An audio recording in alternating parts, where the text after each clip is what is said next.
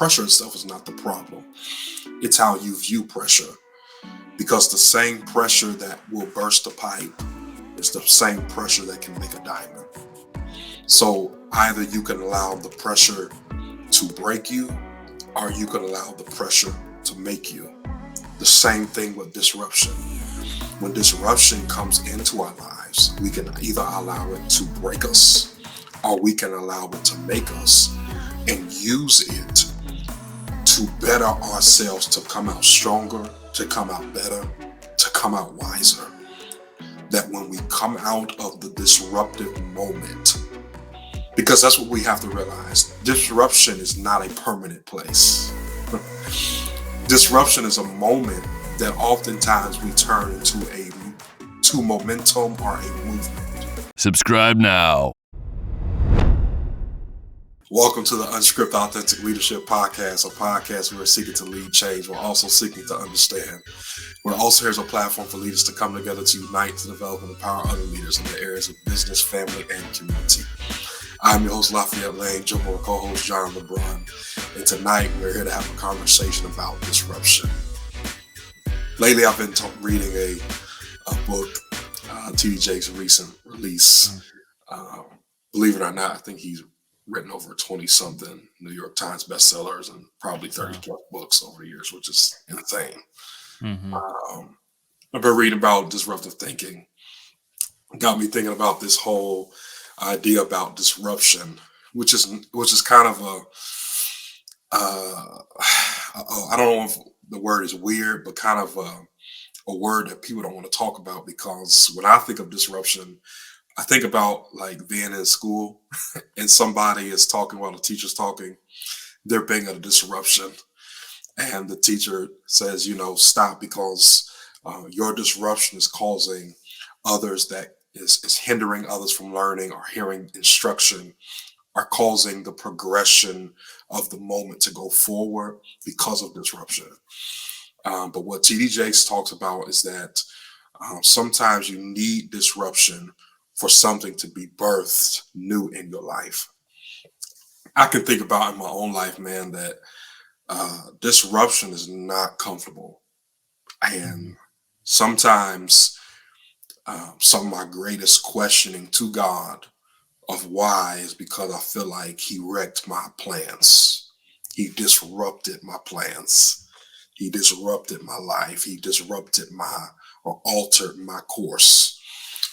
Even when we look at that definition of disruption, it means disturbance or problems which interrupt an event, activity, or process. So many people this year have been frustrated because they feel like their plans have been disrupted. And because it's been disrupted, we kind of look at it from a negative perspective, not realizing that sometimes in order for us to move from a monument to movement to momentum, we have to experience disruption. We have to experience disruption of thinking, disruption of patterns, disruptions of habits, disruptions of our daily events, of how we're going. I believe that you talked about disruption. I remember when we first started the podcast, you talked about how your dad would park in the same parking spot at work. And one day you decided to disrupt his pattern of behavior, just so he could see a different perspective of the world, just so he could see a different view of going into work. Because sometimes you miss what's right in front of you, what's right in front of your eyes, because you have the same pattern of behavior, and you won't be able to see differently unless your vision and your eyesight and what has been put in front of you has been disrupted. Like, how many people have we looked over, not because we were rude, not because like we were trying to intentionally be prideful or think that we were all of that. We walked in a room, we had our mindset on something, and we walked past someone and they got offended because we were so focused on what we were doing. And it wasn't until somebody bumped into us, somebody disrupted our movement, somebody disrupted our momentum, that we noticed, oh, I'm sorry, I didn't even see you there. I didn't even know where I was going. I didn't even notice. And we missed so many things. We missed so many people And if we expand that to a high level, how many moments have we missed because we're so focused in our normal and our normality that we have not embraced disruption? And I know that is that is uncomfortable because I'm a creature. We're all creatures of habits, right? Like I have to have a schedule, I have to have things planned, and I hate surprises because surprises cause disruption, Yeah. and disruption really causes a sense of, man, I'm not in control of this moment. I'm not in control. I have to make a shift. I have to make a pivot. I have to just go with the flow. I have to figure it out on the dime because of disruption. When you hear this word disruption, John, like what comes to your mind, man, and how do you feel about disruption? I love what you said. When you first brought up disruption, the first thing I thought of was what's type of disruption? Because in my mind, and I don't know if I have the right words for it exactly, but there's basically, I guess I would boil it down to two types of disruption. You have intentional disruption, where you're saying, I am stagnant.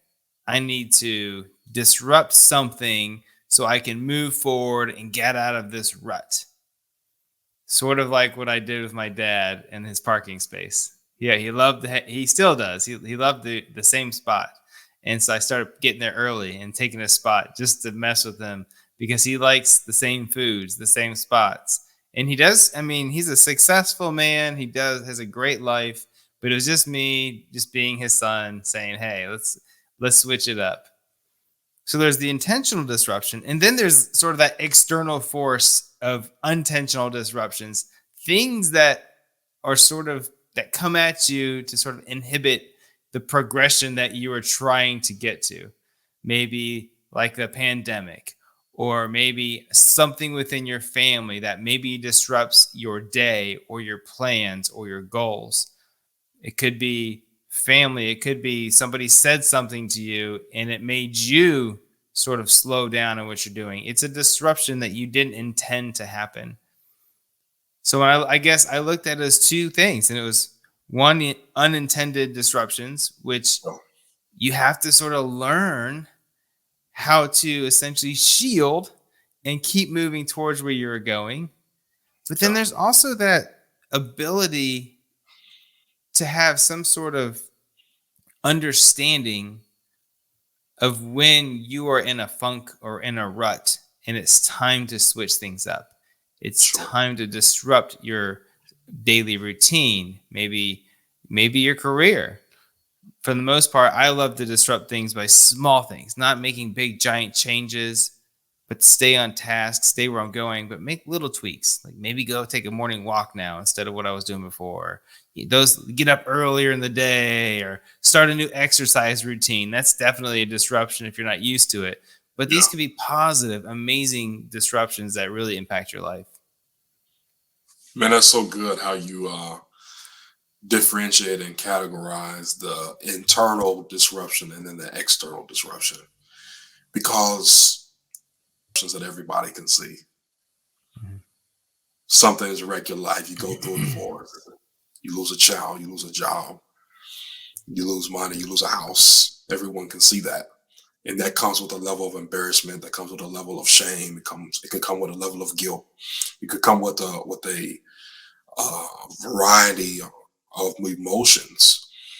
But the disruption that a lot of people are dealing with and are crumbling under is that internal disruption, the disruption of depression, the disruption of we're in a we're in a different type of pandemic. It seems like we're in a mental health pandemic. Like mental health awareness is at an all-time high. I'm internally struggling to be a good father. I'm internally struggling to be a good husband, a good coach, a good leader. And it's that internal disruption that nobody can see, that you internalize with, and that you have to face every day. As Michael Jackson says, the man in the mirror. That internal disruption can be a killer, that if you don't deal with it, it will eventually deal with you. I preached a sermon the other week entitled The Blessing of Pressure, and I dealt with internal pressure versus external pressure and how it is all about it's never about the pressure itself. The pressure itself is not the problem. It's how you view pressure, because the same pressure that will burst a pipe is the same pressure that can make a diamond. So either you can allow the pressure to break you, or you can allow the pressure to make you.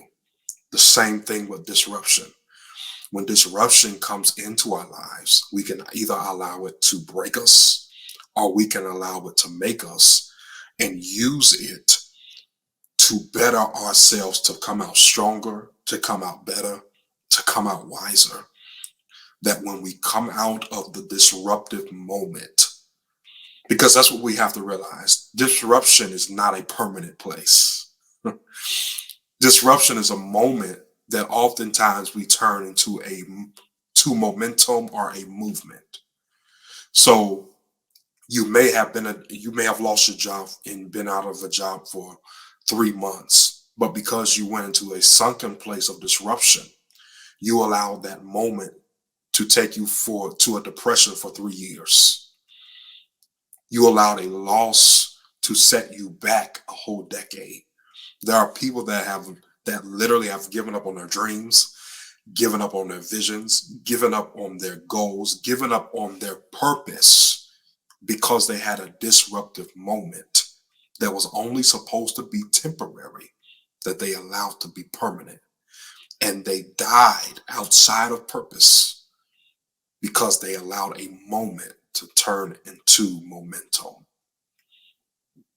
I'm going to say it again, because somebody that's listening to this right now, you're asking yourself, is my life even worth living? Like, what is the purpose of me getting up? What is the purpose of me breathing? What is the purpose of me inhaling, exhaling? Because you feel like you've experienced so much disruption that your life has no purpose. But there can be no purpose without disruption. If purpose was easy and purpose was smooth and purpose was a straight line, everybody would do it. But purpose is only set for those who embrace disruption and can manage a moment that is abrupt, that just came out of nowhere, that caught you off guard. But you took that moment, you took a moment to cry. You took a moment to sit back and say, man, this sucks. I'm be honest. It don't feel good. It doesn't feel good to me, but I know it's working for me. Like it doesn't always feel good, but because you embrace it and turn it, that I'm not going to be pessimistic about this. I'm going to be optimistic about this.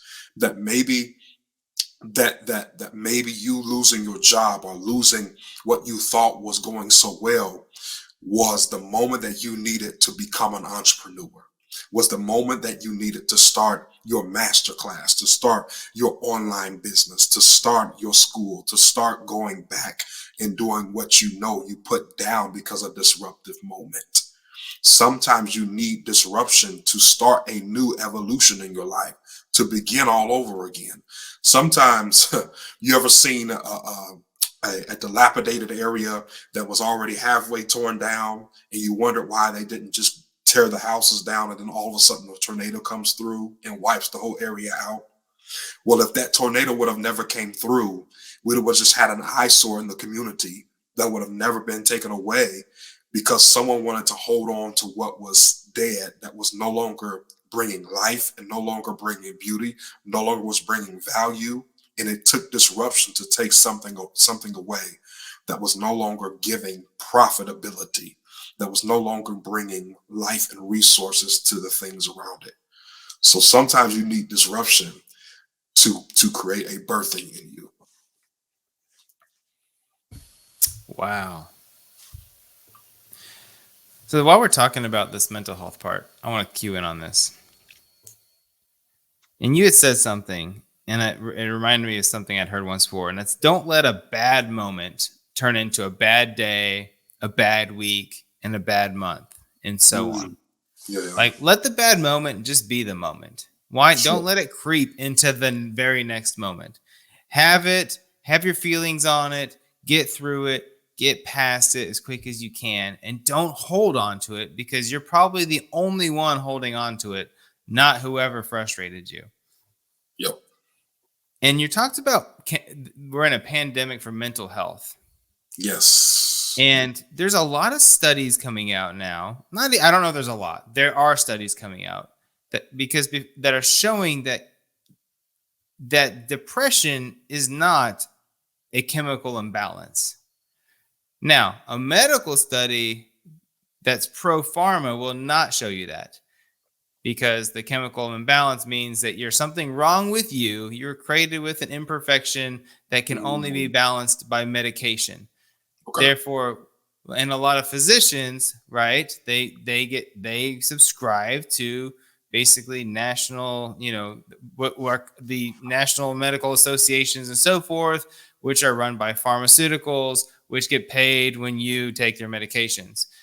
But there's a lot of things. There's a man named Dr. Amen, Amen. You can find him on Instagram. He's incredible. He's a brain study doctor who will tell you that you are not depressed because of a chemical imbalance. You might be feeling moments of depression, but it doesn't mean you're an depressed person. The beauty behind that, someone's going to throw a stone and say, no, you don't understand. No, you don't understand. The beauty behind this is that there's nothing wrong with you. You're not broken. Come on. I mean, we all are broken, but you're not made different than somebody else. In fact, that you can't be repaired or self-repaired without a special pill that makes you feel odd and never as yourself again, that you'll have to be dependent on forever. There's no dependency of you on medications. In fact, they show that the feeling of depression often stems from feeling a lack of purpose and a lack of direction, meaning you don't know what to do with your life. I've had multiple people come to me in the last 2 weeks or so saying, I don't know what my purpose is. How do I find it? And while there's exercises you can do to sort of help find a purpose, it doesn't mean it's going to help you find the purpose, because the reality of the situation is your purpose will likely change through life. But you can step into today's purpose and see where it takes you next. And since we're talking about disruption will often help you if you let it get closer to your purpose. Let me share a quick story of a quick glimpse of my life. And I was reflecting on this as you shared that last statement. When I was 23, I was a military brat kid. So I went from California to Ohio. I didn't want to move because, to me, when you live in California, there's no other place to live, according to everybody who lives in California. Well, now it's changing, but at the time, we all don't pay attention to the rest of the country, right? I lived not too far from LA, a couple hours, whatever. So we moved to Ohio, was not excited about it. So I moved here, I'm 13. By the time I'm 16, I met my future wife. 3 years, right? We weren't dating. We started dating at 17, but I met her when I was 16. I saw her the first time when I was 15 years old. I still remember the day I saw her. And it was like God shined a light on her. Da, da, da. Anyways, so incredible. So that never would have happened, by the way, and my amazing kids would not be here with me today if we didn't have that incredible disruption at 12 and a half years old to move across the country. So very cool. So I moved here, went to college, graduated. As I graduated, I took a job in the first recession in 2008 or so, right before the 2009 crash, but the recession started hitting in 2008, and I lost my first job 4 months into the job. I had just gotten married. I was not excited. I didn't know what to do. I couldn't afford the heat. We moved our mattress into our apartment living room because I happened to have a fireplace. It's a long story how I even got that. And we sat there with the fireplace in the middle of the night throughout the winter, snuggled in. Now, being snuggled with your wife in front of the fireplace is not the worst thing in the world, but it was cold, okay? And so I don't have a job. I had a job, lost it. That stinks. The only job I could pick up was at a warehouse. So I get this job at the warehouse. At the warehouse, they taught me, outside of just packing boxes and stuff, I got it because I was sort of a corporate kid now working in a warehouse. They said, this guy knows computer stuff. And they taught me how to do not just inventory management, but sort of soft skills in program management. Well, what that did, I didn't know it, is it got me my job just a few years later at a big corporate company. So this auto software company said, he's got skills. So I went there. They got a job there as a mini program manager. Big disruption. First one, I lost my job, gained something. I didn't know what to do. They said, you got pretty good people skills. Cool. I learned how to do some slight management of a program. Got me a better job. Went to there. So I took that job. Worked there. While I was there, my dad decided to start a company. Because I was at this new job with a better resume, because with even more program management experience, I was able to go work with him in his new projects. But that never would have happened if I didn't lose my first job, because I was in sales. I never would have stepped into these steps. Working in that job now with my dad is how I met Lafayette. So if I didn't lose my job, if I didn't move across the country, if I didn't lose my job, any of those things, I never would have had the skills to work with my dad to eventually go and hire an intern named Lafayette, which he has an incredible story on his own of, working on a shipping dock and so forth. So just crazy. So I meet Lafayette, and as you all know, we are brothers, and we started this amazing podcast. The podcast was one of the first steps I thought this is a purpose for us to step into. But even then, as it says, John and Lafayette have purpose in leadership. We've both sought out additional purpose or deeper purpose within the podcast. So while we thought we found it, we thought we're not quite there. And while we love the show and we nurture and we grow the show, we thought we need to go a little bit deeper. And we've both stepped into deeper leadership roles within what we've discovered and understood in the relationships and networking and everything through the podcast. And Lafayette has written a book recently. It'll be released soon. Can't wait to see that. I started coaching certain things that were deep in my purpose. So now understand though, it's been almost 17 years. I'll be 40 this year. I graduated when I was 23. So 17-year journey. And my son the other day said, Dad, you're kind of old. I said, thanks, buddy, but I've only been an adult 3 years longer than I've not been an adult. So there you go. Let's be honest. It hasn't been that long, guys. So when you're 35 and you feel like depressed because you don't have purpose, you just need to step into whatever's available to you, find out what you can learn, and look for the next thing. And I promise you that purpose will show up. Just keep looking, but don't get down because you haven't figured it out at 30 or 40 years old. Just keep on moving and be grateful for the opportunity that you have at that moment. And then you'll find your purpose. But the purpose changes all the way through. My God, man, I think everything that you said was powerful, man. But I think if it was one takeaway, it's for those that just heard what John just said, you need to sit down and have reflection. Because we can get so caught up in, man, where I am, or I can't believe this happened, when you don't realize when you reflect, you look at the whole puzzle, you look at the whole picture, because disruption is just a piece of the canvas. It's not the whole canvas. It's just one brushstroke. That's all it is of an entire canvas. And you just walked us through 17 years. You just gave us a 17-year recap of one disruptive moment. It was like a domino that started all of these things. Look how many intersections, connections, bridges, networks that you made over the 17 years. I didn't even know that. You and I are sitting here talking on this podcast because of a disruptive moment. Like, as you were talking, like you said, man, I could think of the disruptive moments in my life, from going from a shipping dock to going to working with you, but while working with you, experiencing another disruptive moment that, hey, here's another opening to go work at the credit union. while working at the credit union. Here's another disruptive moment to transition into what you went to school for, to another disruptive moment, move you to another city, to another disruptive moment. The job that moved you here set you up for a whole better job. And just, I mean, I could go on and on and on and on. That disruption is absolutely necessary to purpose. There is no ifs, ands, or buts about it.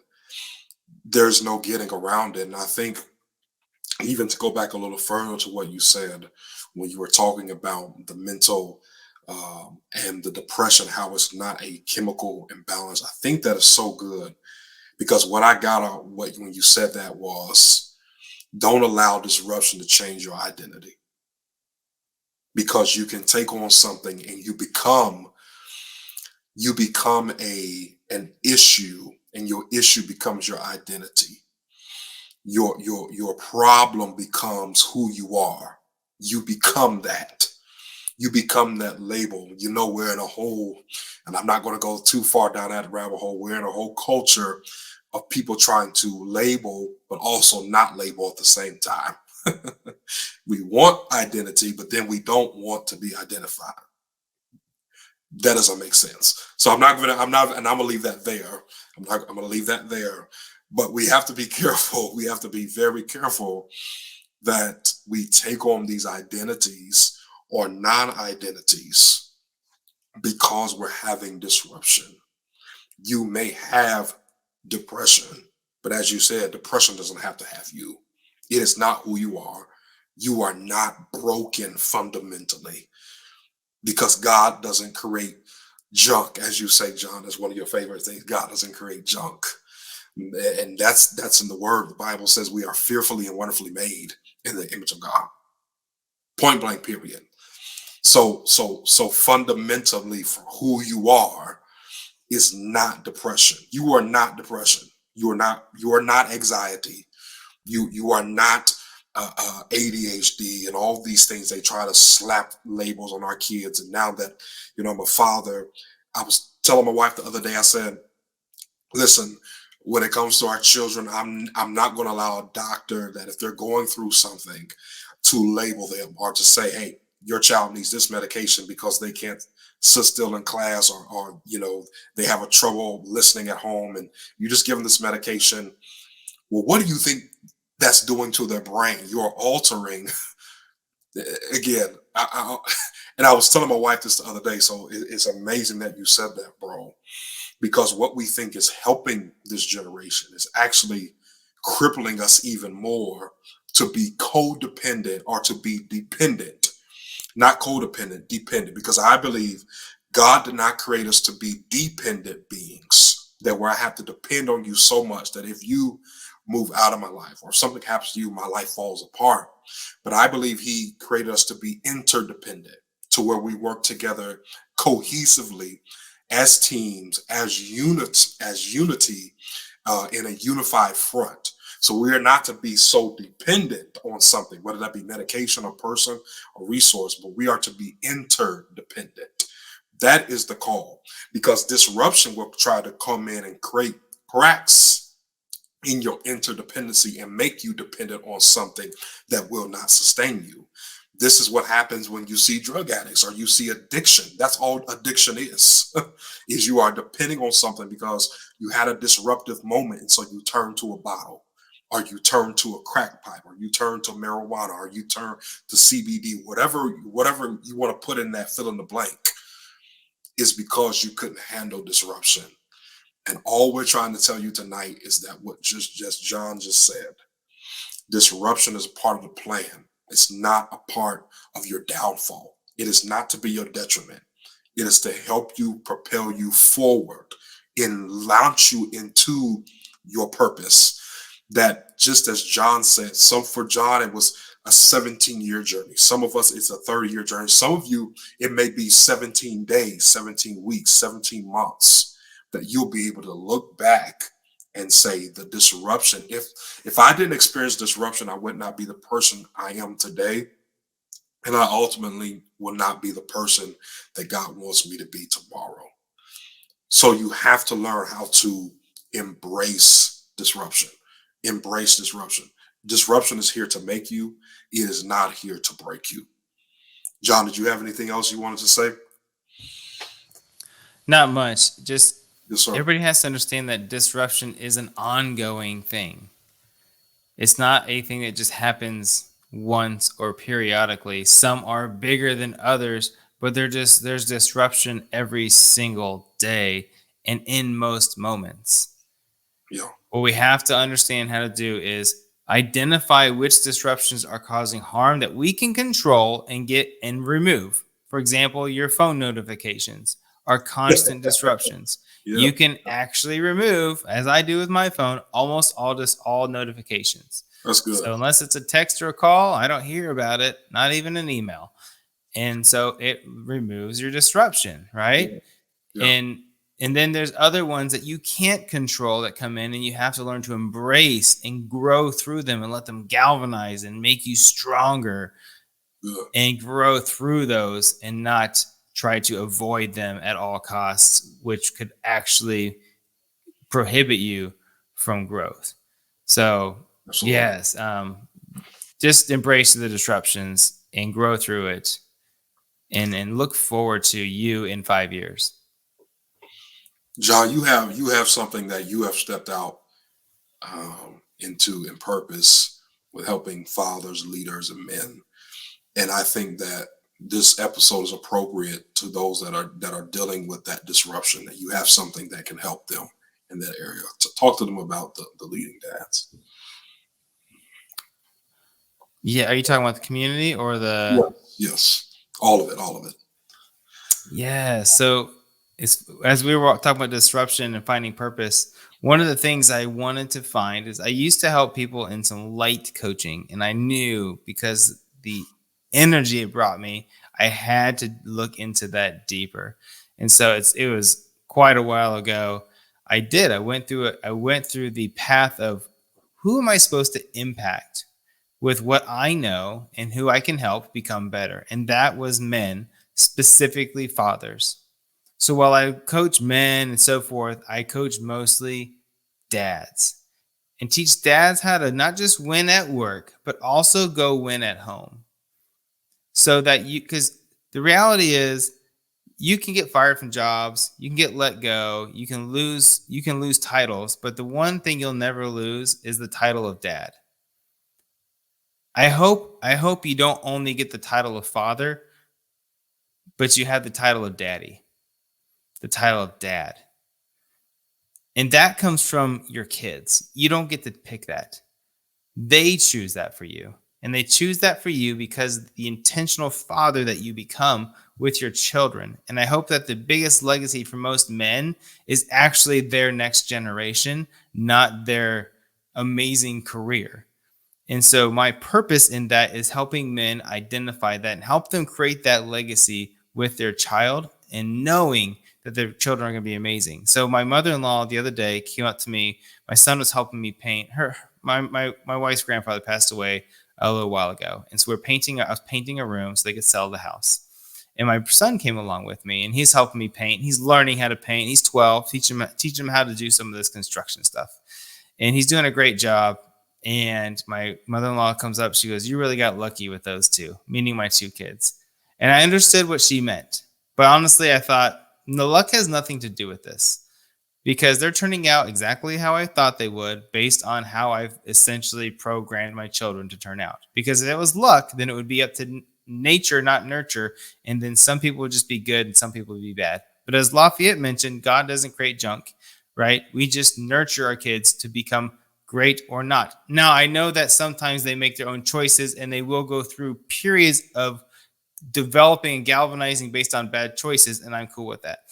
So anyways, within that, as Lafayette said, yes, the Intentional Dad Blueprint was a blueprint I created on how to help men become better parents, because parenting is called parenting because it's about the parent, not about the kids. And so when you can understand that your child is merely a reflection of you and in your past sort of association with them, that actually gives you strength to understand how you can improve. So therefore, everything I focus on is how can dad improve?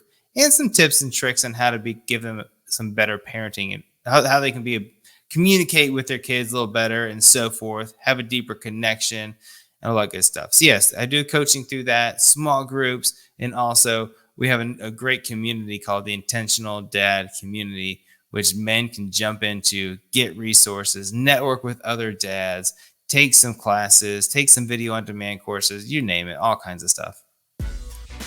Absolutely. We'll have to put those links in the show notes so you guys can go check that out. Yeah. And as always, you can follow us at Unscripted Leadership on all social media.